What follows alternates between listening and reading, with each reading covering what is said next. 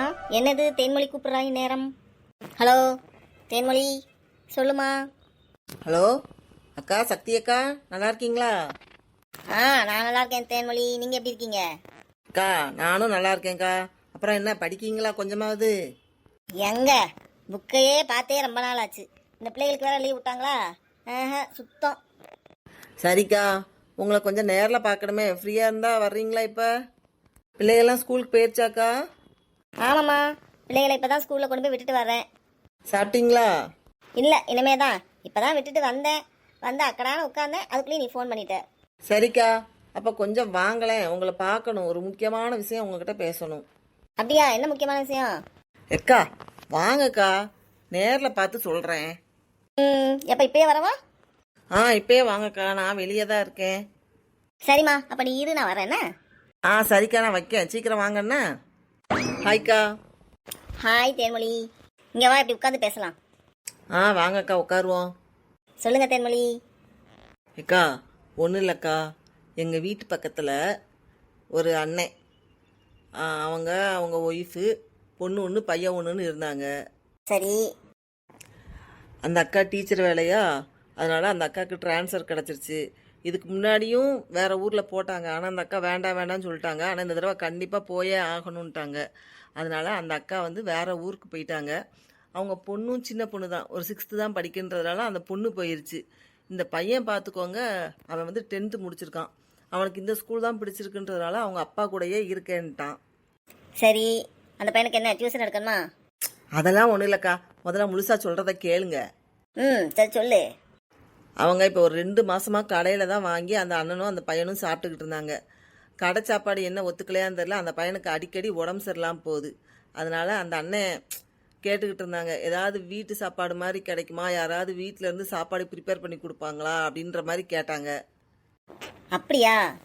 எனக்கு டக்குன்னு உங்கள் ஞாபகம் தான் வந்தது. அவங்க வந்து டோட்டலாக வெஜ்ஜு தாங்க எதிர்பார்க்காங்க. எனக்கு உங்கள் ஞாபகம் தான் வந்தது.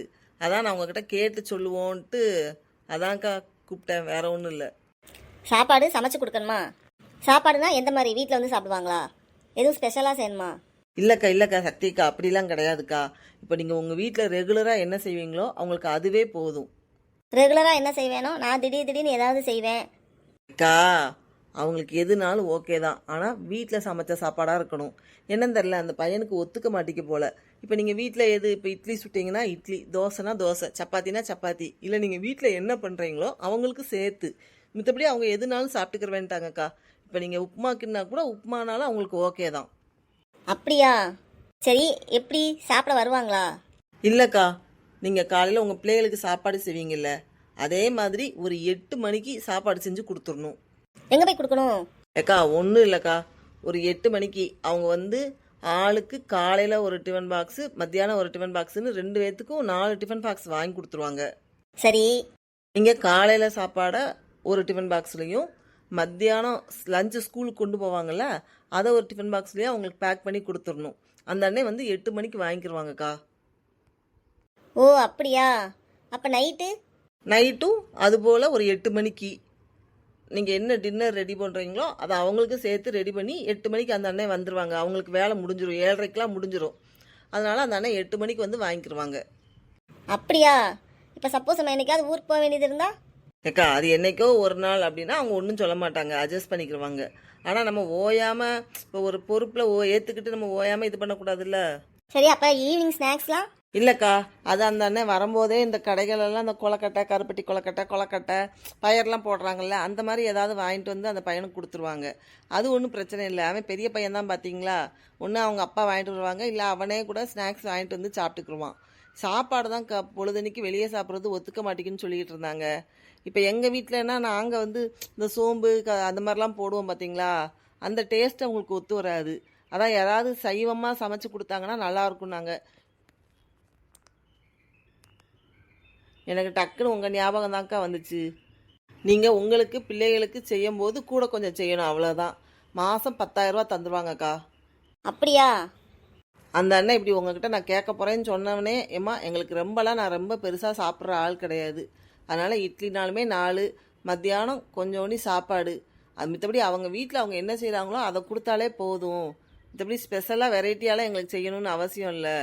ஹோம்லி ஃபுட்டுனா ஒன்றும் செய்யாது, நல்லா இருக்குன்றதுக்கு தாம்மா கேட்கும் அப்படின்ற மாதிரி சொன்னாங்கக்கா. அதனால் இப்போ நீங்கள் சொன்னீங்கன்னா நான் போய் சொல்லிடுவேன். உங்களுக்கு ஓகேவா? தேன்மொழி, கேட்கறதுக்கு நல்லா தான் இருக்குது. நானுமே சரி எங்கேயாவது இவ்வளோ ஒரு மாதிரி டைட்டாக ஓடிக்கிட்டு இருக்கேன், எங்கேயாவது வேலைக்கு போகணும் தான் நினச்சிக்கிட்டு இருந்தேன். ஆனால் என்ன, வேலையெல்லாம் 9 to 6 அந்த மாதிரி வருதா. சரி பிள்ளைகளை கூப்பிட பிள்ளைகளை பார்த்துக்க ஆள்லையே நினச்சேன். ஆனால் இப்போ நீ சொல்கிற இந்த ஐடியா நல்லா தான் இருக்குது. அப்புறம் என்னக்கா? இல்லை, என்னால் எவ்வளோ தூரம் செய்ய முடியும்னு தெரியலையே, அதான் யோசனையாக இருக்குது. அக்கா அதெல்லாம் செஞ்சிடலாம்க்கா. சரி தேன்மொழி, நான் வீட்லேயும் போய் கலந்து பேசிட்டு சொல்கிறேன், சரியா? அக்கா இது நல்ல ஒரு வாய்ப்புக்கா, தயவுசெய்து வேண்டான்னு சொல்லிடாதீங்க. இல்லை இல்லை, நானும் ஏதாவது பண்ணணும் தான் நினச்சிக்கிட்டு இருக்கேன். நான் கண்டிப்பாக வீட்டுக்கு போயிட்டு எங்கள் அக்காட்ட இல்லை என் வீட்டுக்கார்ட்ட எனக்கு செய்யணும் தான் ஆசையாக இருக்குது. இருந்தாலும் ஒரு கலந்து பேசிட்டு நான் உனக்கு ஃபோன் பண்ணுறேன், சரியா? ஒரு 1/2 hourக்குள்ளே ஃபோன் பண்ணி என்ன ஏது முடியும் முடியாதுன்னு சொல்லிடுறேன், சரியா? ஆ சரிக்கா. சரிக்கா, எனக்கும் இந்த பஸ்ஸு வந்துடும். நான் அப்போ கிளம்பட்டுமா? ஆ சரி தேன்மொழி, ரொம்ப தேங்க்ஸ். என்ன எதுக்குக்கா? இல்லை, இப்படி ஒரு வாய்ப்பு வந்தவொடனே நீ என் ஞாபகம் வந்து மெனக்கட்டு ஃபோன் பண்ணி சொன்னேன் இல்லை, அதுக்கு தான் நான் ஃபோன் பண்ணுறேன், சரியா? ஆ சரிக்கா. நீங்களும் வீட்டில் போய் அண்ணங்கிட்ட அக்கா கிட்டலாம் பேசிட்டு சீக்கிரம் பண்ணுங்க என்ன. அவங்க முடிஞ்சால் நாளையிலேருந்தே வேணும்னாங்கக்கா. ஆ சரிம்மா, நான் கண்டிப்பாக சொல்கிறேன். சக்திக்கா, எனக்கு பஸ்ஸு அங்கே நிற்கிது. இப்போ அந்த பஸ்ஸில் தான் ஏறணும். சரிக்கா, பார்ப்போண்ணே. பாய்மா. சார் நல்ல வாய்ப்பாக தான் இருக்குது. இதுனா நம்ம வெளியவே போக தேவையில்லை, பிள்ளைகளே அழகாக பார்த்துக்கலாம். ஆமாம், 10,000 ரூபாங்கிறது பத்துமா? அதெல்லாம் ஒரு மாதம் சமைச்சு பார்த்தா தான் அது நம்மளுக்கு எப்படி கட்டுப்படி ஆகுதுன்னு தெரியும். ஆனால் நல்ல வாய்ப்பாக தான் இருக்குது. அவங்க சொல்கிற மாதிரி வேலை நம்மளுக்கு ஒன்றும் பெருசாக இருக்காது. நம்மளுக்கு என்ன செய்யணுமோ அதை கூட கொஞ்சம் செஞ்சால் போதும். என்ன எதுவும் ஃபங்க்ஷன் வீடு இல்லை எங்கேயாவது போகிறாப்பா இருந்தால் அந்த மாதிரி நேரத்தில் என்ன செய்ய? ஊருக்கெலாம் நம்ம பெருசாக போக மாட்டோம். இருந்தாலும் சில நேரம் தவிர்க்க முடியாதுக்கெலாம் போய்த்தானே ஆகணும். ஆனால் அது என்ன, அவங்களும் ஒரு ஃபேமிலி மேன் தான். ஃபேமிலிக்குள்ளே என்ன எப்படி இருக்குன்னு அவங்களுக்கு தெரியாமையாக இருக்கும். இருந்தாலும் மித்த நேரம்லாம் லீவ் போடக்கூடாது. சரி பார்ப்போம், எனக்கு செய்யணும்னு தோணுது. ஆனால் ஏதோ ஒன்று உறுத்திக்கிட்டே இருக்கே. சரி பார்ப்போம். ஹலோ மேடம், சக்தி மேடம், ரொம்ப தீவிரமாக ஏதோ யோசித்துக்கிட்டு இருக்கீங்களே. மனசாட்சி நீயா? நான் தான். என்ன பயங்கரமாக ஏதோ யோசித்துக்கிட்டு இருக்க மாதிரி இருக்குது? ஆமாம், அது எப்படி உனக்கு தெரியும்? உனக்கு என்ன திரும்பி திரும்பி சொல்லணுமா? நான் ஒன்றும் தனியாள் கிடையாது, சரியா? உனக்குள்ளே இருக்கிற மனசாட்சி. புரியுதுப்பா. இப்போ நான் ஒரு பயங்கர குழப்பத்தில் இருக்கேன். இதில் குழம்புறதுக்கு என்ன இருக்குது? நீ எதிர்பார்த்த மாதிரி உனக்கு ஒரு நல்ல வாய்ப்பு கிடச்சிருக்கு, அதை யூஸ் பண்ண வேண்டியதானே? ஆமாம் தான், நல்ல வாய்ப்பு தான். இருந்தாலும் ஏதோ ஒன்று உறுத்திக்கிட்டு இருக்கு. என்னது? இல்லை, இப்போ நான் ஏதாவது எங்கள் வீட்டுக்கு சிம்பிளாக என் பிள்ளைகளுக்கு ஏற்ற மாதிரி செஞ்சு கொடுத்துருவேன். அது அந்த மாதிரிலாம் இப்போ இது பண்ண முடியாதுல்ல, அதான் ஒரே குழப்பமாக இருக்குது. இங்கே பாரு சக்தி, நான் சொன்னாலும் சொல்லாட்டியும் இதான் உண்மை. நீ கொஞ்சம் வருஷமாக ரொம்ப கம்ஃபர்ட் ஜோன்லேயே பழகிட்ட. உன் வீட்டுக்காரர் வேறு இல்லையா, அதனால் உன் பிள்ளைங்க மட்டும் இருக்கிறதுனால ஒரு தயிர் சாதம், உருளைக்கிழங்கு, இட்லி பொடி, இல்லை அதுகளுக்கு என்ன பிடிக்குமோ மஷ்ரூம் ரைஸ், லெமன் ரைஸ் அந்த மாதிரி செஞ்சுட்டு அதை அட்ஜஸ்ட் பண்ணி நீ சாப்பிட ஆரம்பித்து பழகிட்ட. இப்போ கூட 2 பேத்துக்கு செய்யணும்னா ஐயோ செஞ்சிருவோமா மாட்டாமா, முடியுமா முடியாதான்னு உனக்கே தெரியாமல் உனக்கு பயமாக இருக்குன்னு நினைக்கேன். இங்கே பாரு, கொஞ்சம் உன்னோட கம்ஃபர்ட் ஜோன்லேருந்து நீ வெளியே வந்தாதான் நீ முன்னேற முடியும். உனக்கு புரியுதா? நீ மித்த நேரம் நல்லா கம்ஃபர்ட்டாக இருக்குன்னு நினைக்க. ஆனால் ஏதாவது ஒன்று உன் பிள்ளைங்க கேட்குது, இல்லை உனக்கே ஏதாவது ஒன்று ஆசையாக இருக்குது, அதை வாங்க முடியலன்னா உனக்கு அந்நேரம் தான் நம்ம சம்பாதிக்கிறதுனால தானே வாங்க முடியல, கண்டிப்பாக நம்மளும் சம்பாதிக்கணும் அப்படின்ற மாதிரி நினைக்க. அதுக்கப்புறம் உனக்கு இப்படி ஒரு வாய்ப்பு கிடைச்சும் நீ செய்ய எவ்வளோ யோசிக்க பாரு. அதனால் உனக்கு இது நல்லா கிடச்சிருக்க பெரிய ஆப்பர்ச்சுனிட்டி. தயவு செய்து மிஸ் பண்ணாத. கொஞ்சம் மெனக்கட்டாலே போதும், நீ நினச்ச மாதிரி நீ நிம்மதியாக இருக்கலாம். அதனால் எந்த டவுட்டும் இல்லாமல் சரின்னு சொல்லு. இதை நீ யோசிக்கிறதுக்கு ஒன்றுமே இல்லை. என்ன இப்போ மாவரைச்சனா 3 நாள் வச்சுக்கிற, இனிமேல் மாவரைச்சனா அன்னன்னைக்கு அரைக்க வேண்டியிருக்கும், அரைச்சிட்டு போ. உனக்கு பிள்ளைகளை, நீ வேலை செய்ய ரெடியாக தான் இருக்க, பிள்ளைகளை பார்க்க இல்லைங்கிறதுனால தான் வெளியே போக மாட்டீங்க. உன் நிலமை எனக்கு எல்லாமே புரியுது. இருந்தாலும் ஏன் யோசிக்க? ஐயோ ஏதோ ஒரு விதத்தில் உன்னோட இது சௌரியம் குறையுது, ஆனால் அது உனக்கே தெரியல. நீ ஆனால் அப்படி தான் யோசிக்க. இல்லை நான் அப்படிலாம் ஒன்றும் நினைக்கல. இல்லை கண்டிப்பாக உனக்கு தெரியல. நீ அந்த கம்ஃபர்ட் ஜோனை விட்டு வெளியே வரமாட்டீங்க. நீ கொஞ்சம் ஒரு ஸ்டெப் எடுத்து வச்சு பாரு, உனக்கே நல்லா இருக்கும் பாரு. அது இல்லாமல் நீ நினைக்கிற மாதிரி இது உனக்கு ஒரு நல்ல ஆப்பர்ச்சுனிட்டி. இப்போ இந்த ஆஃபர் கிடச்சிருக்கிறத நீ உங்கள் வீட்லையோ உன் வீட்டுக்கார்ட்டையோ யார்ட்டையுமே சொல்லாத. ஏன் என்ன சொல்கிற? என் வீட்டுக்கார்ட்ட அப்போ எங்கள் அக்காட்ட யார்ட்டையுமே சொல்ல வேண்டாங்கிறியா? உங்கள் அக்காட்ட எப்படியோ எனக்கு தெரியாது, அது உன்னோட பர்சனல். உங்கள் அக்கா எப்படின்னு நீயே பார்த்துக்கோ, நீ சொல்லணுமான்னு பார்த்துக்கோ. ஆனால் உன் வீட்டுக்கார்ட்ட யார்ட்டையுமே சொல்லாத. ஏன்? நான் புரிஞ்சுக்கிட்ட வரையில் உன் வீட்டுக்காரு கட்டாயனா தான் ஒரு வேலையை செய்வாங்க.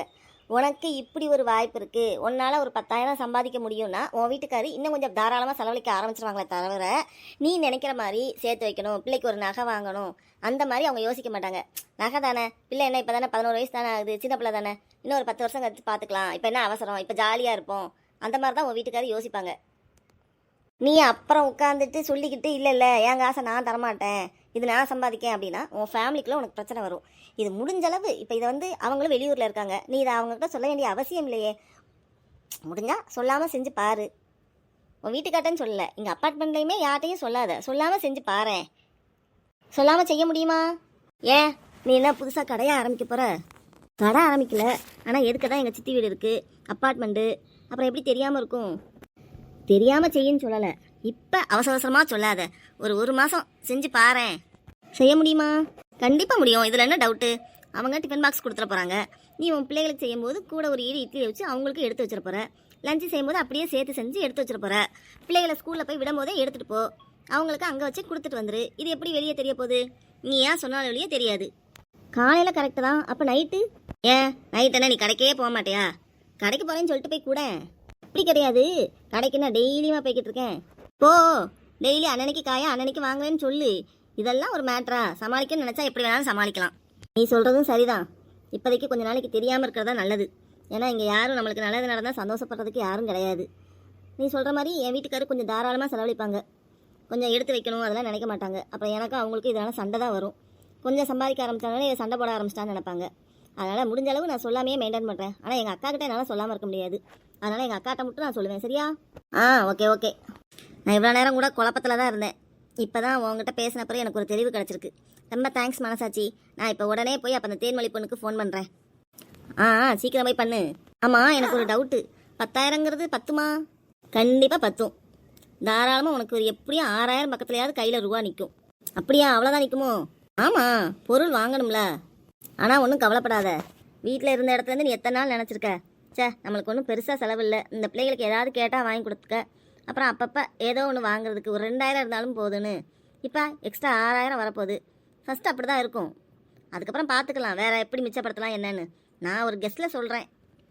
அதுவும் சரிதான், இப்போயே எல்லாத்தையும் யோசித்து மனசை போட்டு குழப்பக்கூடாது. சரி, ஃபஸ்ட்டு ஸ்டார்ட் பண்ணுவோம், அப்புறம் பார்த்துக்கலாம் எதுனாலும். நீங்கள் சொல்கிற மாதிரி எந்தெந்த இடத்துல அப்புறம் மிச்சம் பண்ணலாமோ அப்பப்போ பார்த்துக்கலாம். வெரி குட், அதை தான் நானும் சொல்கிறேன். இப்போ தான் உனக்கு என் பாயிண்டே புரிஞ்சிருக்கு. சரி போ, டக்குன்னு போய் ஃபோனை பண்ணு, அந்த பொண்ணுகிட்ட ஓகேன்னு சொல்லிடு, நாளையிலேருந்தே வேலையை ஸ்டார்ட் பண்ணு. சரியா? இதில் என்ன ப்ளஸ்ன்னு தெரியுமா? நீ இதுக்குன்னு கடை வச்சா அதுக்கெல்லாம் முதல் போடணும், எவ்வளவோ வேலை இருக்குது. இது உனக்கு எதுவுமே கிடையாது. அப்படியே நீ வீட்டில் எப்போ என்ன பொருள் வச்சுருக்கியோ அதை வச்சே சமாளிச்சிடலாம். கண்டிப்பாக புரியுது. ஓகே மனசாச்சி, பாய், தேங்க்யூ. ஹலோ தேன்மொழி. அக்கா சொல்லுங்கக்கா. தேன்மொழி, நான் செஞ்சு கொடுக்கேன், என்ன அந்த அண்ணங்கிட்ட சொல்லிடு. நான் அப்போதே அந்த அண்ணன்ட்ட ஓகே சொல்லிட்டேன்க்கா. என்னது, அப்போதே ஓகே சொல்லிட்டியா? ஆமாக்கா, நீங்கள் எப்படியும் ஓகே தான் சொல்லுவீங்கன்னு எனக்கு ஒரு நம்பிக்கை, அதனால் நான் ஓகேன்னு சொல்லிட்டேன். பாவி, நான் முடியாதுன்னு சொல்லியிருந்தா என்ன பண்ணியிருப்ப? இல்லைக்கா, உங்கள் கூட 6 மாதம் கிளாஸில் படிச்சிருக்கேன், எனக்கு தெரிஞ்ச வரைக்கும் நீங்கள் கிடைக்கிற நல்ல ஆப்பர்ச்சுனிட்டியை மிஸ் பண்ண மாட்டீங்க.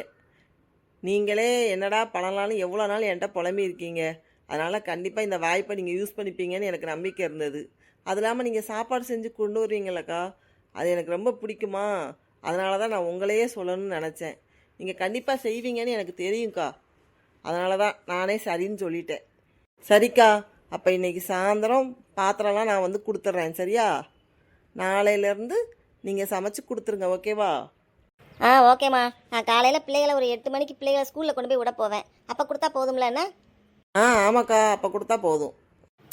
சரி தேன்மொழி, அப்போ நாளையிலேருந்து என் வேலையை ஸ்டார்ட் பண்ணுறேன். சரியா? ஓகேக்கா. அக்கா, மாதம் சம்பளம் வாங்கினோன்னே எனக்கு ட்ரீட் கொடுத்துடணும். சரியா? கண்டிப்பாக கண்டிப்பாக. ஓகேக்கா சக்தி அக்கா, பாய். பாய்மா.